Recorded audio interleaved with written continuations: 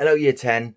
Right, we're going to look at decimals today. So that is covering all 4 lessons this week. So most of it you'll be familiar with, but just see if I can plug in any gaps that you might have forgotten about.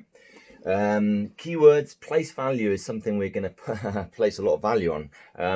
That's the important bit, is that where the digit lies, where its place is, that affects its value, which you know. But sum means to add.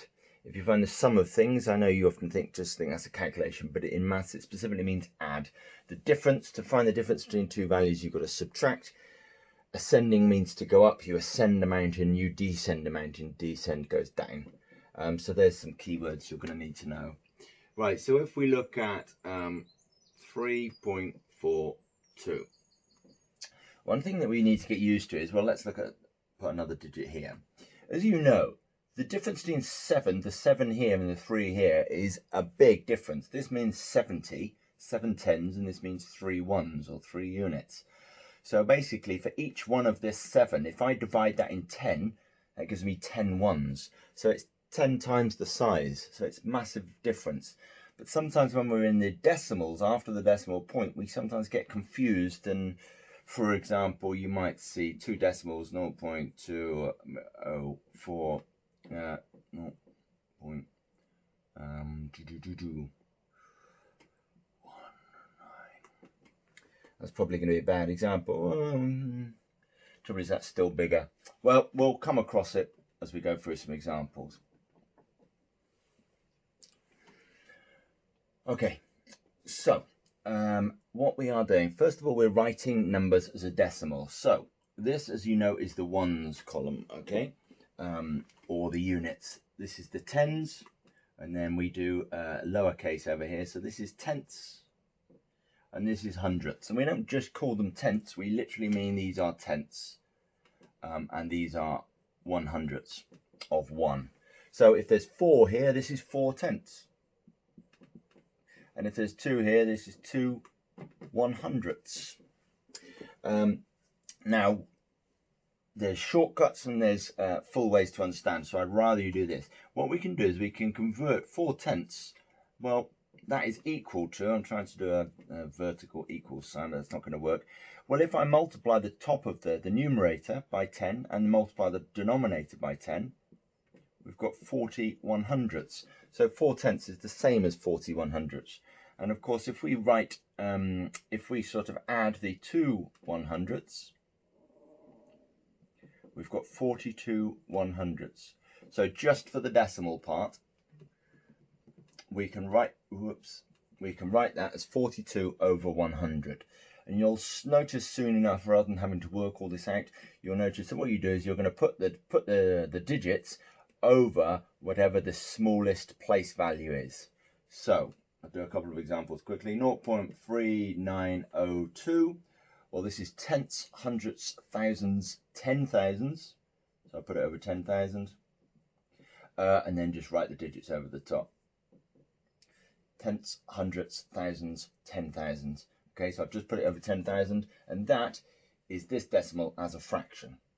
3.09. Okay, well, we're going to put that over, this is tenths, this is hundredths, so we're going to put it over 100. And of course, then just put the digits over the top. On one hand, that looks odd because it's top heavy, it's improper, but we'd expect it to be because it's more than 1, it's greater than 1. So that is 309 over 100. Now, I think the questions are asking you to go back the other way. Oh, I've closed it, rats. Either way, we need to be able to know how to do that. So, what we're looking at, I can't rub too hard, otherwise it'll fall down, this silly thing. Right, 3 tenths. Okay, well, let's think about it. It's 0. Where's the 3 going to go? It's going to go in the tenths column, so it's 0.3. 84 over 100. Okay, a bit more confusing perhaps. We're over 100, so what we're talking about is we've got 4 100ths, but we've also got 80 100ths, which is the same as 8 tenths. Okay, so this is going to go here.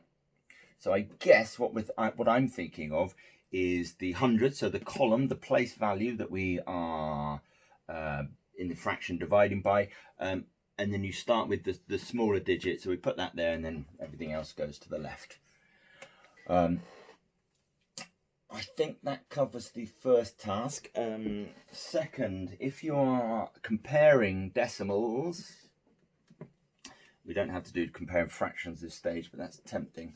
But if we're comparing decimals, it can be tricky, or you get confused if you need to compare 801 and 0.3248.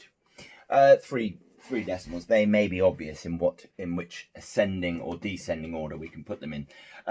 But the best thing to do, the most useful thing to do, you'll find, is whichever number has the most digits after the decimal place. So this one has 1, 2, 3, 4. This only has 3 and this has 2. So this has 4. Make sure, or put placeholders in. 0 is a placeholder, so that they all have the same number of digits. So I'm going to put 1 there so that that's got 4, and then I'm going to put 2 there so that that's got 4. And then you'll probably see that that is much more straightforward to compare now.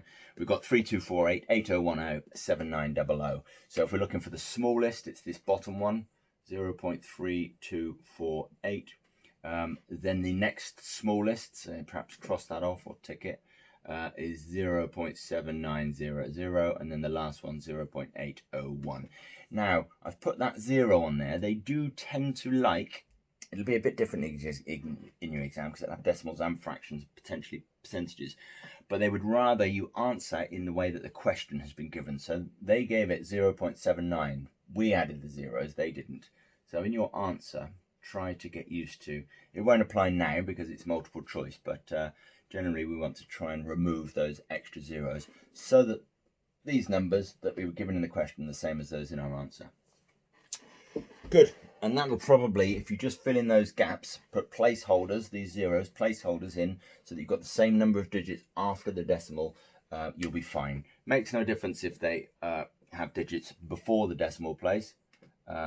You're just going to do the same, put a placeholder, but it's the number of digits after the decimal point that you care about.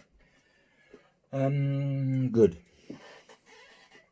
And then we're just adding and subtracting and multiplying decimals. Now for the adding and subtracting, the first thing we would do is probably, well no, definitely, put those placeholders in.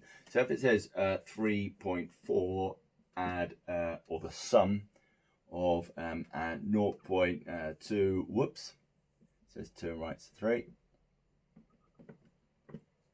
297. Okay, well first thing I'm going to do is I'm going to add a couple of zeros, couple of zeros, because then when we set them up in the column method to add, if you start with the decimal point 3.4, perhaps you could add the zeros at this point. I'll just put it in the question there, and then 0.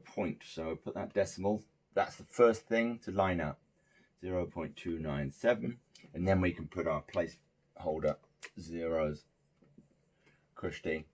And if you remember, please, my advice is always put that decimal first before you start doing the question, because you're going to forget. So that might be add, or that might be subtract. And then you can just add in the usual ways, you know, and your job done. Subtraction is just the same, just get these placeholders in. So it just makes life easier, doesn't it, for you, hopefully. And then multiplying, there's a couple of different ways, and the questions that you have been given are really kind of mental multiplication. Do it in your head rather than with any workings, most of them, that is, so that you understand. Well, I got a question, 0.3 times 0.08. Well, you may have a guess that you're going to have to do 3 times 8. Okay, that'd be great. But if you start off with 3 times 8, which is 24, and then start adjusting the question step by step until you get the correct answer. Now, if all I do is change from the 3 to 0.3, as we said before, what we've done here is we've divided by 10. So 3, if you divide by 10, is 0.3. This is 3/10, and this is 3. Keep the 8 the same. So if this has been divided by 10, then this will be divided by 10, so it's 2.4. And that pattern will just continue. Here I'm going to keep the 0.3 the same, change that to 0.8, 0.24 this time. So I've divided by 10 again. Then the last step, that's good. 0.08 equals 0.024. And that's how you do it, basically. There is, so these questions, I think up at 9 out of 10 of them you can do in your head, but there is a question with two double-digit numbers. So just to remind you how to do that. You can certainly multiply with decimals in the lattice method, the Chinese method. There is a method in the column method, but I wouldn't worry about it. I'm always going to multiply them as integers, whole numbers, and then convert my answer. So if we've got 3.5 times 9.6, well, what I'm going to do is I'm going to work out 35 times 96 first, and then I'm going to do all the same. Perhaps change this to 3.5 first, keep that the same, and then 3.5 times 9.6. And 35 times 96, I'm just going to use the column method, or any method you prefer.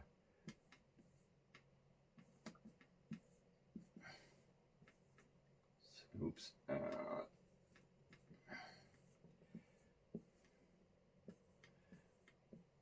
I've rushed that a little bit, but I think it's right. 6 5's 30, 6 3's 18, 3 21, 0, 9 5's 45, 9 3's 27, plus 4, 31. Good. 0 6 3 3. Good. So that's 3360. So that, because all I've done is divide this by 10, kept that the same. 336. We could put 0.0, but we really don't need to there. Just 336 would be fine. We're going to continue anyway because we're now dividing this one by 10. 33.6. So that's what you want to be doing. So first of all, in terms of converting, what we're looking at is these are tenths, or if it's another digit, hundredths, thousands, 10,000s. So that would be, when you convert from a decimal to a fraction, that would be the denominator that you use, and the digits just go on top, and hopefully I've explained why. Then putting them in order, you just want your place value zeros to make it easier. Really, you don't need to do them, but definitely do. And then adding and subtracting again, the placeholder zeros, and multiplying. Start with integers, whole numbers. Don't bother just trying to leap in and do decimals. All right, good luck. Got any questions, please let me know.